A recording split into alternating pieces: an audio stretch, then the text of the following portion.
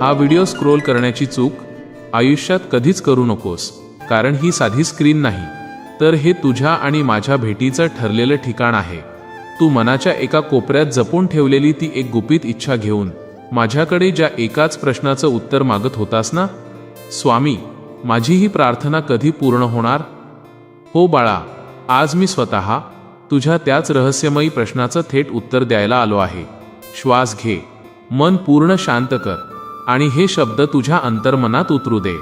प्रिय बाळा, तू अनेक दिवसांपासून डोळ्यात अश्रू आणून एका इच्छेसाठी तळमळत आहेस.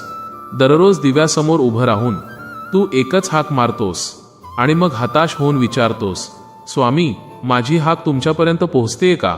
माझी प्रार्थना कधी स्वीकारली जाणार? आज मी तुला सांगतो बाळा, तुझा प्रत्येक शब्द, तुझा प्रत्येक अश्रू माझ्यापर्यंत पोहोचला आहे.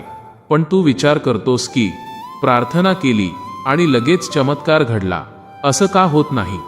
कारण प्रार्थना ही फक्त मागणी नसते बाळा, तो तुझा आणि माझा जोडलेला एक अदृश्य बंध असतो. प्रार्थना फळाला येण्यासाठी योग्य वेळेची आणि तुझ्या संयमाची जोड लागते. जिथे माणसाचा संयम संपतो, तिथूनच माझी खरी लीला सुरू होते. तू ज्या गोष्टीसाठी दिवस रात्र धडपडतोयस ना, ती गोष्ट योग्य वेळी तुझ्या हातात देणे हे माझे पूर्वीपासून ठरलेले नियोजन आहे. कारण अपक्व किंवा अयोग्य वेळी मिळालेली गोष्ट टिकत नाही आणि तिचा तुला आनंदही घेता येत नाही. म्हणूनच मी तुला घडवतोय, परिस्थितीशी लढायला शिकवतोय, तुला आतून मजबूत बनवतोय.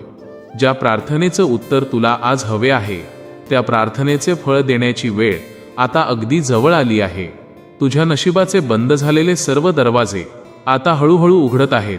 तुझ्या डोक्यावरचा तो चिंतेचा आणि निराशेचा प्रचंड भार आजच माझ्या चरणी अर्पण करून मोकळा हो.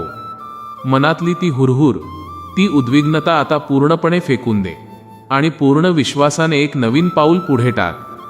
तुझ्या प्रत्येक अश्रूचा हिशोब आणि तुझ्या प्रत्येक प्रार्थनेचं उत्तर सुखाच्या आणि समाधानाच्या रूपात लवकरच तुझ्या समोर असेल. आज मी तुला हे वचन देतो, तुझी ती तळमळ, तुझी ती प्रार्थना अजिबात निष्फळ जाणार नाही.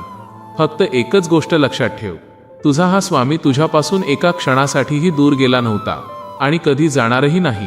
जर तुला माझ्या या वचनावर आणि स्वामींच्या शब्दांवर अढळ विश्वास असेल, तर आत्ताच्या आत्ता स्वामींच्या चरणी नतमस्तक होऊन कमेंटमध्ये लिही, माझ्या प्रार्थनेवर आणि स्वामींवर माझा पूर्ण विश्वास आहे. श्री स्वामी समर्थ.